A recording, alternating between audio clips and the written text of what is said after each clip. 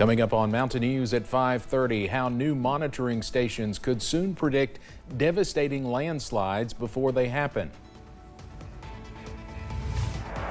And we take a look at how the war with Iran is impacting gas and diesel prices here in Kentucky. And it's quiet now, but we're still not out of the woods yet. More shower chances pick up this evening. Details coming up. Dedicated to Eastern and Southern Kentucky, WYMT Mountain News at 5:30 starts now with First Alert Weather. Good evening, I'm Steve Hensley. More rain is expected as our string of First Alert weather days will continue through tomorrow. We've already seen some flash flooding around the Kentucky-Virginia border area this morning. Let's check in first with meteorologist Eric Dean. All right, Steve, take a look here at some of the rainfall totals. This is over the past 24 hours. I'm going to show two different sets of numbers. So over the past 24 hours, Boonville picked up over a ½ inch, about 2,600 of an inch near Monticello, just over an inch near the Jackson area, just over an inch near London, just over an inch near Hindman, about 1.5 inches near Harlan. That's over the past 24 hours. Here's since midnight. Jackson, 1.15, 2,700 near Boonville, 8,600 of an inch near Hindman, just over an inch near Harlan. And we're not out of the woods yet. We're going to keep shower chances in the forecast as we go throughout the next several hours. There's live pinpoint Doppler radar, the culprit, just to the north and west of us between Louisville and Lexington. This is going to swing through as we go throughout the next several hours. Associated with this already around Bloomington, around Monroe County in central Indiana, seeing some severe thunderstorm warnings at this time. And you can see that line, how it's just been one after another after another. We gave you the first alert to this late last week, and now we're still in that pattern. We have a stationary boundary that's still in play. And what's happening is these storms are just right in the jet stream, and it's going to keep on going into portions of next week. We have a level 1 on a scale of 1 to 5 for your Friday for the majority of the WYMT viewing area, all the way through the central portion of the Commonwealth as well. Heavy wind will be the main contender. Now, coming up in the First Alert forecast, we'll time everything out using Future View, plus have a sneak peek of the weekend. That's coming up in a few minutes. Steve. Eric, thank you. The recent heavy rain has triggered flash flooding across the Ohio Valley. It was so bad in parts of Indiana, people were stranded on the roofs of their cars. Here in Kentucky, flash flooding can lead to several concerns, as WYMT First Alert meteorologist Ashton Stanley explains. With heavy rainfall in our radar and in our forecast, flooding is a primary concern for Kentuckians. However, the Kentucky Geological Survey is working on a project to better anticipate a different sort of event that impacts the bluegrass: landslides. Landslides are a mass movement of earth down a slope and are fairly common in hilly terrain like in eastern Kentucky. When it comes to predicting landslides, the factors behind them can be quite complex. There's all kinds of causes of landslides, so they can be underlying causes like slope angle, soil type, but then we sort of separate that out from triggers. So rainfall is the primary trigger, or what initiates landslides in Kentucky. To better understand landslides, the Kentucky Geological Survey has installed many stations in eastern Kentucky to measure variables of soil and rainfall. And that matters for landslides because we can get a picture of what rainfall is doing to the soil and what the soil moisture does after rainfall that could contribute to landslides. So there's kind of like stages of work here. The first thing is we just need an overall picture of what's going on in these wooded steep slopes as far as soil moisture behavior. The Kentucky Geological Survey has already begun work on a map of landslide susceptibility in eastern Kentucky, but Crawford has bigger ambitions. 13 counties finished now and available to the public. I'd like to do the whole state. In Lexington, I'm First Alert meteorologist Ashton Stanley. Ashton, thank you. Kentucky State Police have released dramatic new video showing officers escaping gunfire during a shooting in Adair County and showing how an armored vehicle helped protect them from the barrage of bullets. Put your weapon down and come out with your hands up.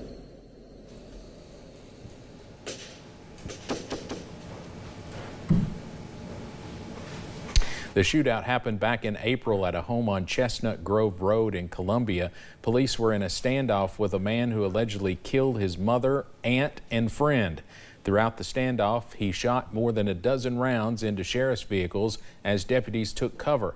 Backup arrived with ballistic shields and tried to get them to safety, but they got pinned too. That's when KSP's special response team brought in an armored Chevy Suburban to make the rescue. All right, come on, move over. Move over. Quick.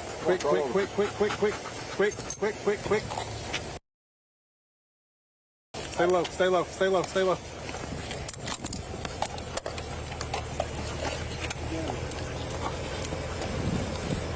We good? Yeah, we good.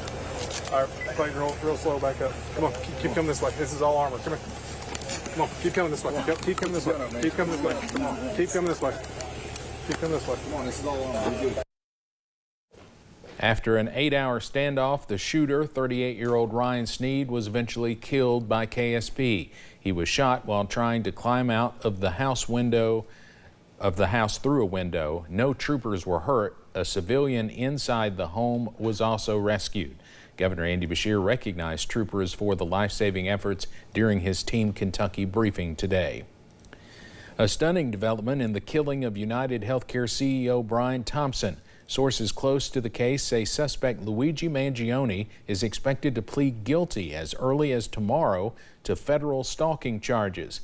Mangione is accused of ambushing and shooting Thompson outside a Manhattan hotel in December of 2024.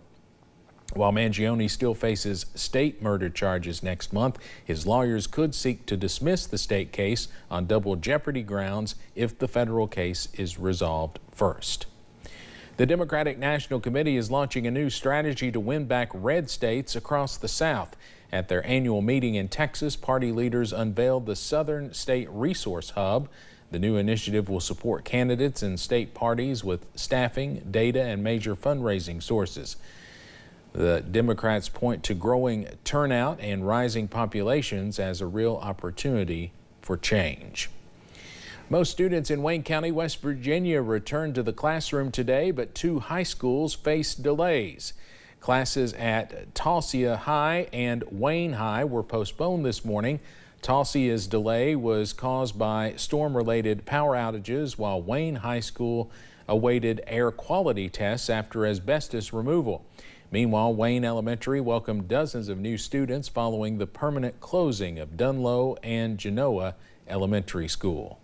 So we got about 40 students between the 2 schools added to us. So they will be with us permanently. So we're super excited. And then we got some staff members as well. So it's great for them to be able to recognize some staff members when they walk through the door this morning. Classes at Tulsia High School will start tomorrow morning, and classes at Wayne High School will start on Monday. It's been a busy day at Morehead State University as hundreds of volunteers welcome more than 1,000 incoming freshmen to campus. Students moved into residence halls today, packing rooms with many fridges, suitcases, and furniture. Officials say the annual move-in creates an unmatched sense of school spirit. There is still one more move-in day starting tomorrow at 9 a.m. Classes will begin on Monday. Hundreds of incoming students also arrived at the University of Louisville today. This year marks the largest freshman class in that school's history, with more than 3,300 incoming freshmen. The rush of decorating and dorm room prep comes as U of L celebrates record-breaking enrollment, now topping more than 25,000 students total. Campus leaders attribute the boom to affordability and outstanding post-graduation outcomes. Now, however, College Move-In Day is proving to be costly across the country. The National Retail Federation estimates the average family will spend more than $1,400 on dorm essentials. Shopping experts recommend setting a strict budget, reusing items from home, and saving some cash for last-minute needs after arriving on campus. A dorm room comes with a lot of things already. You get a wardrobe or a closet, you get a desk, you get a bed. So what are the things that you really need? I think it's some items to make it feel really personal and homey, but that's really all you need. When you do shop like Dodge recommends using cashback and rewards cards, search coupon sites, and find stores that price match. Well, drivers in Kentucky are once again watching gas prices climb. In Lexington, the average is $3.89, and that's gone up quite a bit in the last few days. Nationwide, drivers are paying more than $4 per gallon. AAA officials say it is an abnormally high average for mid-August, but recent price dips and seasonal shifts could bring some relief soon. As far as those big summer road trips, those start to taper off. Kids go back to school, and we usually see gas prices start to come down as well. Experts predict oil demand will soften nationwide through the end of the year. In the meantime, AAA recommends drivers properly inflate their tires and accelerate gradually to stretch every gallon. Coming up on Mountain News at 5:30, one Hazard High School teacher has a lesson his students can erase, proving that big dreams can start in their own hallways. And it's quiet now, but that'll change as we go throughout the overnight hours. Details coming up.